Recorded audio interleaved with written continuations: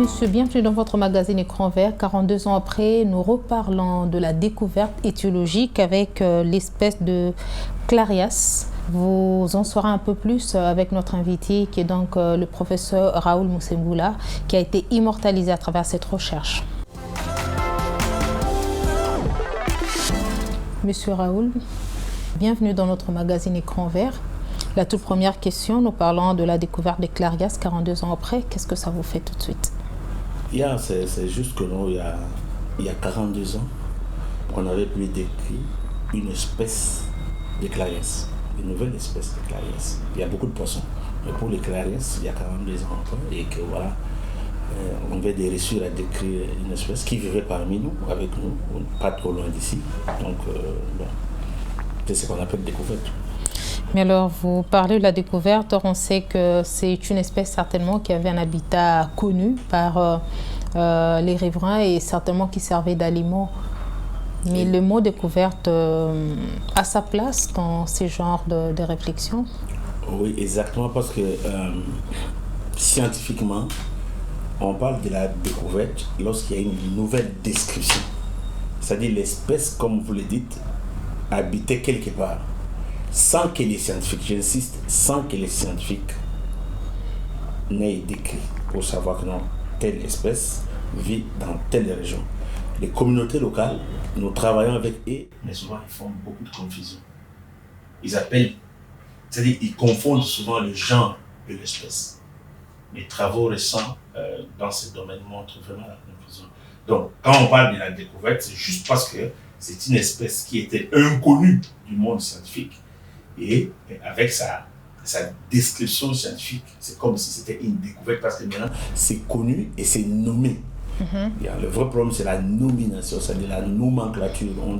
On classe une espèce en lui donnant un nom et maintenant ça permet, après cette description, cette découverte comme on l'a dit, d'étudier d'autres paramètres.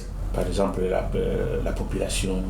Exactement, je voulais quand même poser cette question. Dans la dynamique des populations, l'écologie, c'est-à-dire qu'est-ce que cette espèce mange, sa distribution, est-ce que cette espèce est limite seulement dans les zones où nous l'avons collectionnée, ou on peut les trouver un peu partout dans les bassins du Congo ou un peu plus ailleurs.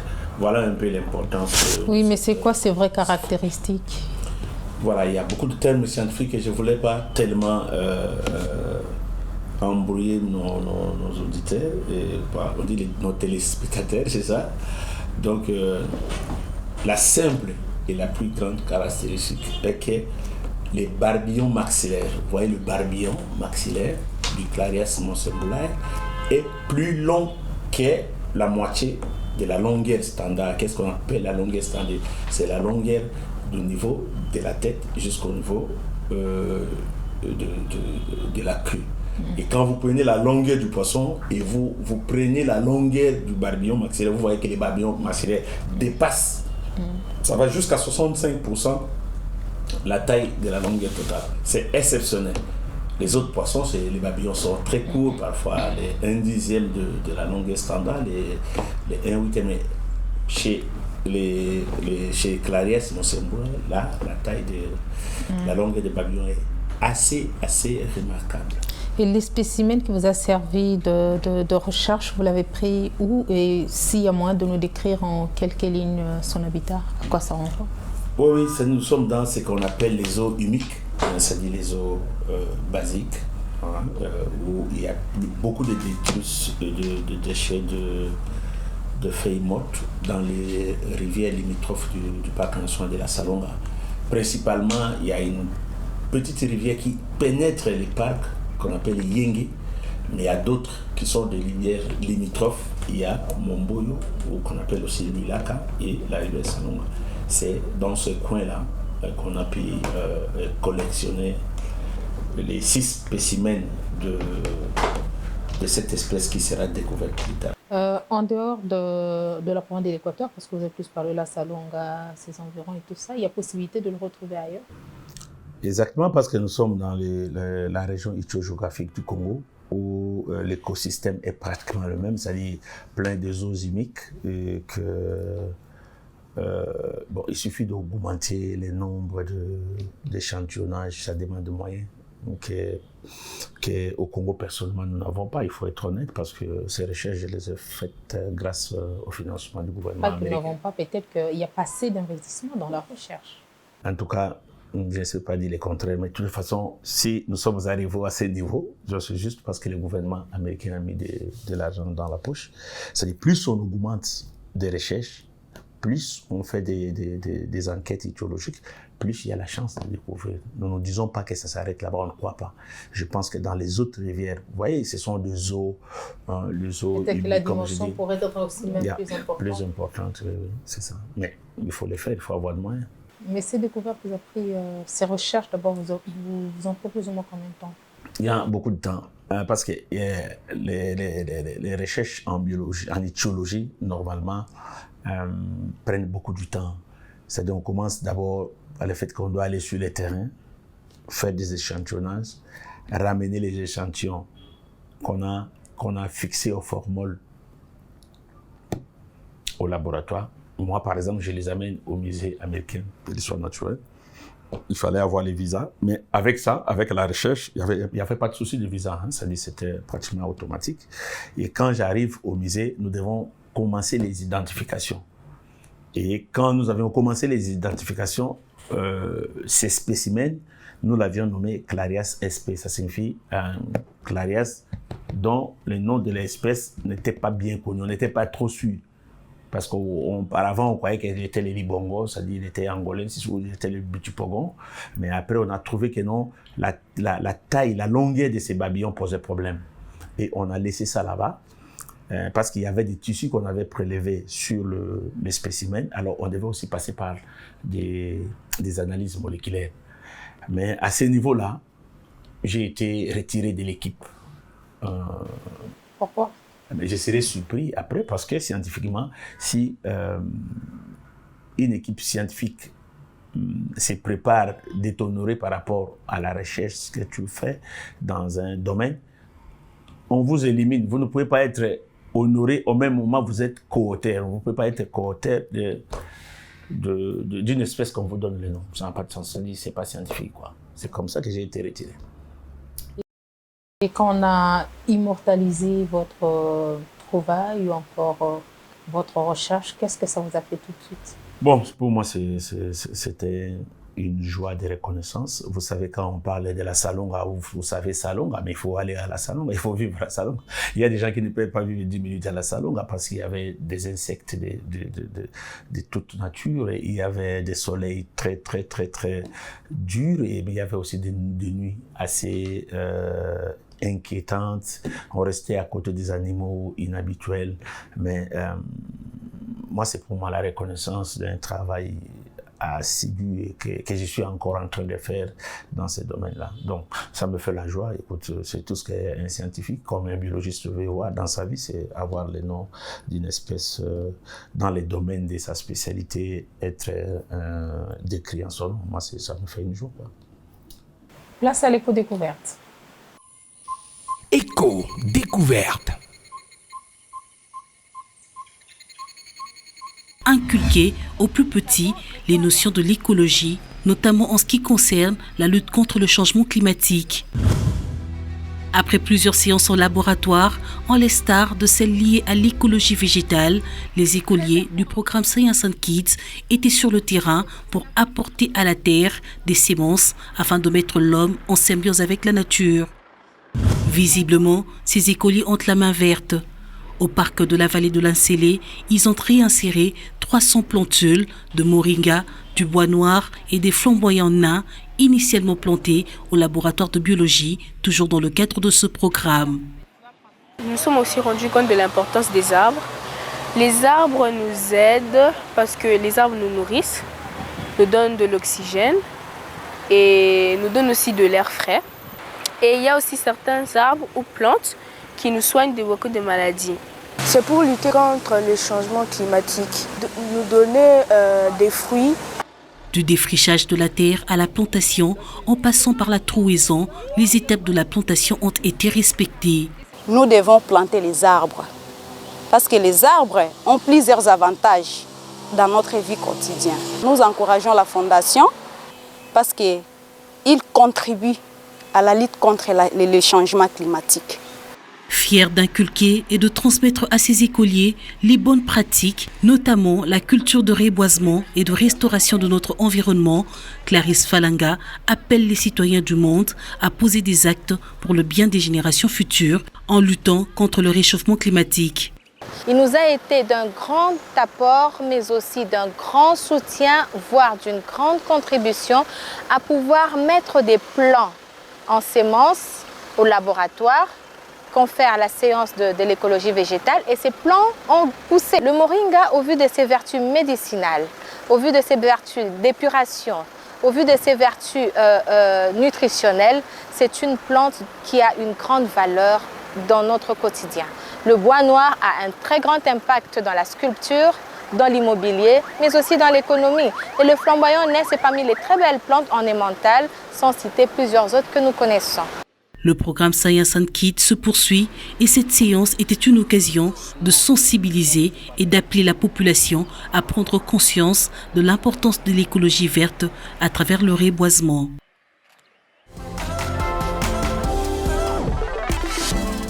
Et on peut comprendre que c'est une première pour vous d'être immortalisé. Oui, c'est une première pour moi. Mais cela ne veut pas dire que non, c'est la première espèce que j'ai découverte. Non, non.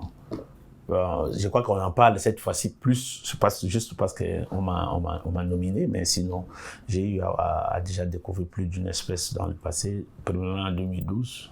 C'était une espèce de Disticodidés, donc de la classe de Mboto.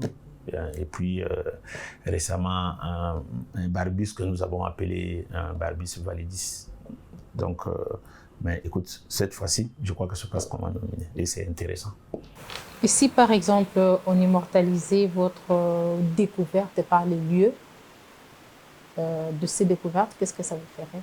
Oui, pour moi, je découvre quelque chose, on donne les noms de milliers, mais ceux qui ne vont pas lire la description ou bien la publication de l'article ne sauront pas que c'est un tel qui avait collecté les spécimens. Mais en donnant mon nom, les gens comprennent quelque chose. Mais qu'est-ce qui a influencé ce choix? Bon, ça quand j'ai lu la publication, comme tout le monde on dit, c'est pour honorer ma participation dans la recherche étiologique dans la région du bassin du Congo, dans mes efforts. Vous savez, j'ai amené plus de 10 000 spécimens de poissons de nos eaux congolaises au musée américain. Et maintenant, le musée américain de l'histoire naturelle cherche à nous renvoyer, à nous restituer 80% de ces spécimens. Mais on n'a pas là où mettre ça. Pour amener ça, il faut avoir un musée. Pour amener ça, il faut le musée national? Non, le musée national, je ne crois pas. Il y a une partie qui est réservée, par exemple, aux poissons, je ne vois pas. Parce que ça demande beaucoup. Hein. C'est-à-dire qu'il faut avoir l'alcool permanent, il faut avoir le bocaux, c'est-à-dire on met les poissons dans le bocaux, il faut avoir des tiroirs pour écrire, c'est-à-dire ça demande de l'argent et il faut que quelqu'un y travaille. C'est-à-dire on doit avoir un technicien de labo qui travaille sur ça. Mais je crois que ce sont des choses qui vont arriver. Hein. Peut-être qu'avec cette découverte, je crois que les membres du gouvernement sont en train de nous suivre. On peut accepter à quoi ça sert qu'un Congolais pour voir cette espèce de clarias que j'ai découverte, doit aller au musée américain, il doit demander un visa. Non, mais si les États-Unis, qui est d'accord de nous renvoyer parmi tant d'autres spécimens, aussi les spécimens de cette espèce, je pense que non, ça sera bon pour nous. Il y a des amis de Brazzaville et d'Angola qui travaillent avec nous, qui peuvent aussi venir voir. C'est de l'argent qui entre dans le pays. Alors, à quelle méthode de pêche avez-vous recouru pour récolter ces spécimens? Ah, ok. Ces spécimens, nous l'avons trouvé avec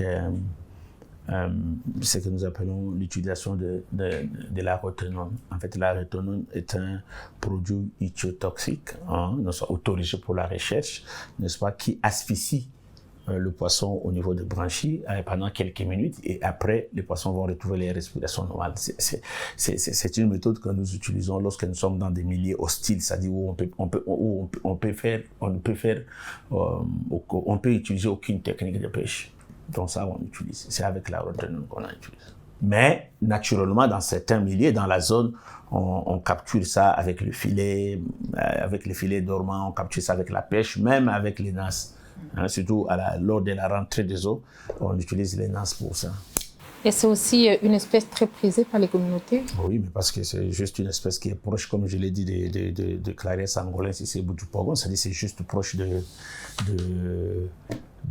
Libongo, comme vous le savez. Oui, oui. Quand un pêcheur le voit, j'ai vu même quelqu'un commenter dans un des réseaux, parce qu'il y a quelqu'un qui a posté ça, même sur Twitter, un gars qui dit c'est vraiment une découverte, parce que ça, c'est les Libongo. Bon, comme il n'est pas du domaine, il voit que c'est justement les Libongo, mais c'est pas les Libongo. Mais c'était peut-être aussi une opportunité de partager leur information qui pouvait être utile pour nous. Oui, mais normalement, à ce niveau-là, je ne voudrais pas faire trop de commentaires. J'attendais encore que ça passe un peu de temps, mais je vais lui écrire même en privé pour lui expliquer la différence. Mais il va voir. Je vais lui demander seulement de prendre un libongo, de mesurer la longueur totale de n'importe quel libongo et prendre la longueur totale du barbillon maxillaire. Il va vite trouver que non, l'écart est très grand. Avez-vous l'idée sur le coût? C'est beaucoup d'argent, hein, qu'on se le dise, parce que à l'époque, pour aller à la Salonga, d'abord, il fallait prendre un avion MAF pour atterrir à Monkoto. Et de Monkoto, il faut circuler. Je fais 1712 km de recherche. Il y a des choses qui passaient directement par la comptabilité de VVF. Mais je crois que mes voyages à New York à l'époque inclus, on n'était pas à moins de 50 000 $. À quoi servent vos découvertes, M. Raoul? Bon, vous savez, comme biologiste, l'un des objectifs de notre science, c'est de se rassurer que tous les individus, toutes les espèces qui constituent la faune du milieu dans lequel nous vivons soient connues. Pourquoi connues? Parce qu'on ne peut pas proposer de mesures de gestion durable d'une ressource dont on ne connaît pas. C'est quand on connaît la ressource, quand on a une idée sur la dynamique de sa population, sa distribution, sa reproduction, son écologie, c'est-à-dire comment l'espèce vit, comment l'espèce mange. Cela peut nous donner le moyen de proposer des mesures de gestion durable. C'est très important. La recherche des Raoul immortalisés à travers Clarias, qu'est-ce qu'il vous faut de plus pour maintenir l'élan?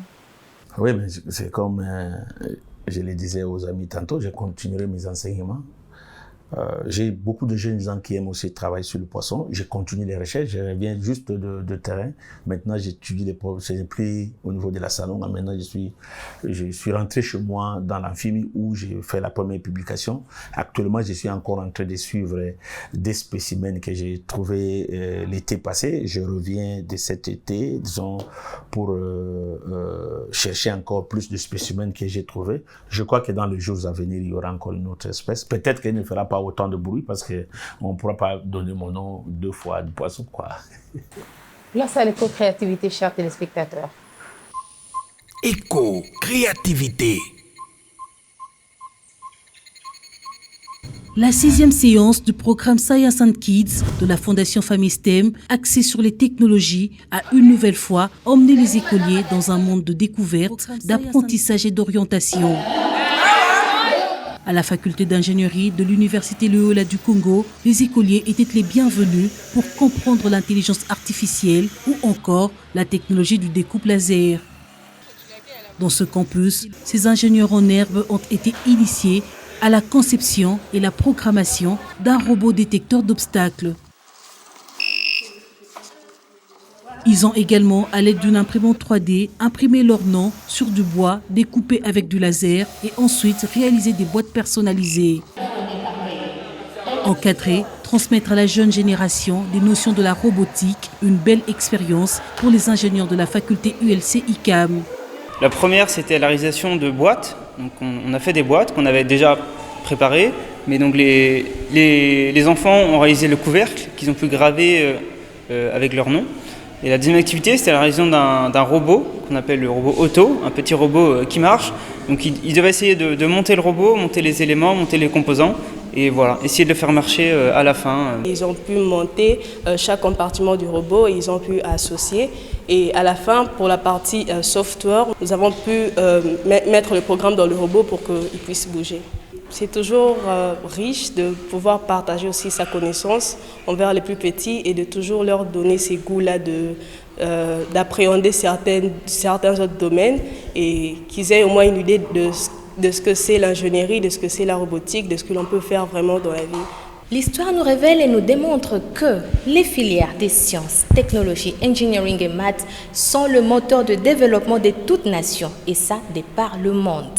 Les enfants s'y sont mis dans un bain qu'ils n'oublieront jamais dans leur vie.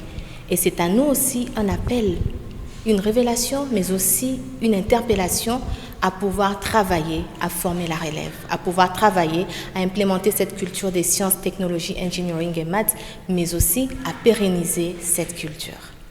Les technologies, socle du développement du monde entier. La Fondation Famille STEM se charge d'éveiller la conscience des jeunes pour les inciter à choisir les filières STEM et ainsi développer le Congo de demain.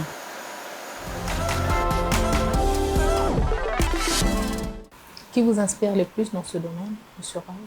Dans les domaines du poisson, c'est mon boss scientifique, c'est Madame Mélanie Elgistiasny. C'est une Américaine d'origine anglaise. C'est elle qui m'a donné le goût de ces domaines. Et j'ai vu dans ces domaines grâce à ses encouragements. Et elle est l'auteur principal de la publication qui a dû honorer mon nom. Au Congo, vous n'avez pas quelques références? Pour le poisson, bon, je n'ai pas travaillé pratiquement avec les Congolais, mais j'ai un collègue des collègues plutôt, avec qui on a travaillé. Ils sont tous remerciés dans la publication. Il y a le chef de travaux Tobili Anja qui prépare sa thèse pour bientôt dans le même musée. Et mon collègue professeur Justin Bimbi, avec qui on a passé des nuits entières pour discuter de l'opportunité de ce genre de travail dans le passé. Ce sont des gens qui m'inspirent beaucoup parce que nous sommes tous d'un seul projet qu'on appelle aux États-Unis Congo Project. Pourquoi? Comment appréciez-vous le travail de notre éthiologue, que nous connaissons aussi, le professeur Mutambwe? Ah oui, ça c'est ce que beaucoup de Congolais ne savent pas un peu encore, parce que le professeur Mutambwe est le premier Congolais qui a vu son nom immortalisé dans ce domaine de lithiologie. Donc il y a aussi une espèce de poisson qui s'appelle, je crois, c'est Mutambwe. Donc lui aussi, ça dit j'apprécie parce que je discute de temps en temps avec lui. Mais actuellement, avec lui, les discussions, honnêtement, sont plus dans le cadre de la pisciculture, parce que vous savez que je fais les étangs piscicoles, oui, des grandes capacités, et je discute beaucoup avec le professeur Mutambwe, qui est en fait mon directeur de mémoire de 2A. Ouais. C'est vous qui avez encore des surprises dans ce secteur? Oui, mais je viens de vous dire que non, je reviens d'Infini pour échantillonner encore, pour chercher des spécimens des Phenacogrammus. Ce sont des espèces de poissons dont on a trouvé récemment des spécimens un peu bizarres dans une des collections. Et je suis rentré il y a 2 semaines, je crois, dans la même zone pour collectionner plus. J'en ai eu une dizaine. Et là, je vais les amener encore dès que j'aurai du temps. Le problème, c'est qu'il me manque, ce n'est pas les moyens, mais le temps. Comme vous le savez, je combine mes recherches universitaires avec mon travail à Greenpeace, parce que l'enseignement et les recherches au Congo ne peuvent pas aider des hommes qui ont une grande famille. Donc pour vous, c'est une passion? Oui, c'est une passion. C'est une passion, c'est pas tellement. Si c'était juste le boulot, je serais resté aux États-Unis parce qu'on m'a proposé plusieurs fois de rester travailler au musée, quoi. Mais pour le Congo, je m'étais dit que non, je préférerais rester dans mon pays, aider les jeunes gens. Et là, comme je vous ai dit, je reviens encore des États-Unis au mois de mai, récemment au mois de mai, avec une autre assistante que je suis en train de préparer pour remplacer le chef de travaux Toby qui va bientôt rentrer au pays. Donc c'est notre contribution, comme j'ai la confiance des Américains là au musée, et voilà, j'amène les jeunes gens pour me remplacer. Je vieillis déjà, bientôt je serai retraité. La contribution, c'est à retrouver aussi dans Concept Vert. Concept Vert.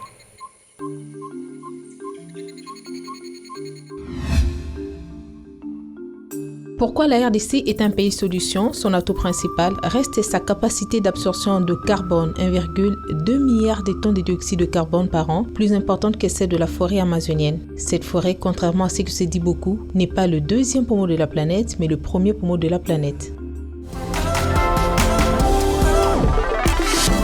Vous êtes éthiologue, très engagé dans ce domaine-là. Comment évaluez-vous l'état actuel de la pêche en RDC? Oui, vous savez, hormis le fait que je suis enseignant et que je travaille à Greenpeace, j'ai toujours des opportunités pendant mes vacances de faire des travaux dans ce sens-là. Et là, je revenais de la province de l'Équateur où je travaillais, je fais une consultation pour les comptes de l'ONG GACH. Et pendant 3 semaines, je suis resté dans la zone entre Irubi, Bosengue, Ngombe et le 21 îles qui constituent cette zone. Ah, mais c'est un peu bizarre parce que j'ai essayé de calculer l'effort de pêche par rapport aux captures et je me suis rendu compte que le travail que j'avais fait en 2005 dans la même zone et que je viens 17 ans après pour dans la même zone, l'écart est terrible. L'effort de pêche a vraiment augmenté. Les gens travaillent beaucoup pour gagner moins. Le filet devient de plus en plus long. Les temps de pêche deviennent de plus en plus longs. C'est-à-dire les gens restent pendant longtemps qu'il y a quelques temps pour avoir peu de poissons. Mais c'est d'abord un secteur qui est réglementé pour l'instant? Non. Pour le moment, soyons honnêtes, la pêche n'est pas réglementée. Et surtout qu'il n'y a même pas les gens qui sont censés contrôler le pêcheur n'ont même pas le matériel pour se déplacer. Donc, et dans certains coins, ça n'existe même pas parce que, comme vous le savez, la pêche est passée du ministère de l'Agriculture, de l'Élevage, de Pêche, ministère de l'Environnement et de Pêche, actuellement ministère de Pêche. Donc, tous ces désordres au niveau institutionnel n'arrivent pas jusqu'au niveau du village où la pêche se fait. Il se fait que les gens de l'agriculture, par exemple, actuellement, qui avaient la pêche en charge, s'ils veulent travailler, les pêcheurs savent dire que non, ce n'est pas leur service. Donc, ça donne un peu le désordre de ce sens-là. Alors, au-delà du manque de réglementation dans ce secteur, y a-t-il pas un autre facteur qui pouvait aussi bien expliquer la rareté de oui, la rareté est juste le fait que les techniques de pêche qui sont utilisées sont des techniques, pour la plupart, des techniques qu'on appelle non réglementées. Donc, ce sont des techniques qui détruisent, n'est-ce pas, non seulement les frayères, c'est-à-dire là où les poissons se reproduisent, mais il y a aussi des techniques qui prennent les alevins, mais il y a aussi des techniques qui uniquement, par exemple, de pêche qu'on utilise lorsque le poisson ont dosé. Et lorsque les poissons ont dosé et qu'il y a une pêche non sélective, c'est-à-dire vous tuez, c'est comme si vous allez dans une maternité où vous tuez toutes les femmes qui sont grosses et dans une telle cité ou dans un tel village, vous n'allez pas vous attendre à avoir des enfants dans les jours à venir. C'est exactement ce qui se passe avec la pêche actuellement. C'est-à-dire les techniques qui sont utilisées sont détruisent non seulement de l'habitat, mais aussi de femelles qui ont des œufs. Mais écoute, il y a des ONG comme GACH et les autres ONG qui sont en train de travailler avec les communautés dans la cogestion, mais c'est encore au début. Il faut beaucoup de moyens pour qu'à un moment, les pêcheurs comprennent que non, l'avenir de la pêche dépend d'eux, parce que c'est eux qui vont vivre de ça. Parce qu'il y a des gens, quand vous parlez avec lui, vous avez fait la pêche pendant 20 ans, et voulez-vous que votre fils soit, par exemple, un agriculteur? Il dit jamais. Il y a l'argent dans la pêche. Donc, c'est à partir de ces genres de déclarations que certaines ONG sont en train actuellement de travailler avec le pêcheur. Alors, partant de ces explications et par rapport à l'hypothèse selon laquelle les poissons meurent de vieillesse, est-ce que c'est encore une hypothèse qui tient au regard de vos explications? Bon, écoute madame, les calculs de la biomasse des poissons n'est pas facile. je me souviens pas des récentes études, à part les études, quelques vieilles études de la FAO, mais aussi il y a certaines ONG, je crois l'Équateur, les années 2001, qui ont essayé de faire quelque chose. Mais les calculs de la biomasse est plus facile dans les lacs ou dans les étangs naturels que dans les rivières. Hein, vous voyez, les rivières, il y a beaucoup de ruisseaux, il y a beaucoup de petits affluents, des choses comme ça, les calculs deviennent difficiles. Toujours est-il qu'au même moment où les gens souffrent, non seulement que le filet devient de plus en plus long, le temps de pêche devient plus grand et que les captures sont petites. Ah, vous réalisez un matin, vous voyez quelqu'un avec un discodis, c'est-à-dire avec un bateau de plus de 7 kilos. Dire que les poissons meurent de vieillesse, j'en ai pas vu. Je dis pas non, mais je circule toujours. Ceux qui me connaissent savent que je suis tout le temps sur les eaux du Congo. Vous êtes aussi un grand consommateur de poissons. Bon, écoute, je mange le poisson, mais pas comme un crocodile, quoi. Je mange le poisson. Je mange le poisson. Alors, on va terminer par cette question. Quelles sont les étapes qui suivent la découverte? Ah, ok. C'est-à-dire, quand il y a une publication qui a été validée, et comme la publication a été validée, maintenant, il y aura certains laboratoires au monde qui voudront avoir les spécimens pour des études, comme je dis, sur l'écologie, parce que vous avez un nouveau poisson. Quelle est son écologie, en fait? Quelle est sa vraie distribution? Est-ce qu'on ne peut pas les trouver, comme vous avez dit, ailleurs? Ces poissons, on ne peut pas les trouver ailleurs? Si oui, les gens peuvent chercher. Comment ils mangent le poisson? Quand est-ce qu'il se reproduit? Est-ce que c'est la population de ces poissons dans la zone où le poisson a été capturé? Est-ce que c'est une grande population? Est-ce que c'est une petite population? Et tout ça sont des études qui doivent être menées. Ça, c'est plus par nous. Par exemple, moi, parce que dans les secteurs de la pêche, il y a plutôt de poissons, il y a des spécificités. Il y a des amis qui font l'écologie de poissons. Donc, moi, je fais, par exemple, c'est la description du poisson. Il y a ceux qui font l'écologie, c'est-à-dire comment ils se reproduisent, qu'est-ce qu'ils mangent, où est-ce qu'ils vivent, fait partie de nous qui faisons la description et la systématique. Donc, ce que nous avons fait pour nous, ça peut s'arrêter là. Nous donnons du travail aux autres. C'est comme ça que ça se passe. Et ils vont prendre ça de là et continuer les recherches. Monsieur Raoul Moussimboula, nous vous disons merci d'avoir disponibilisé de votre temps pour échanger avec nous.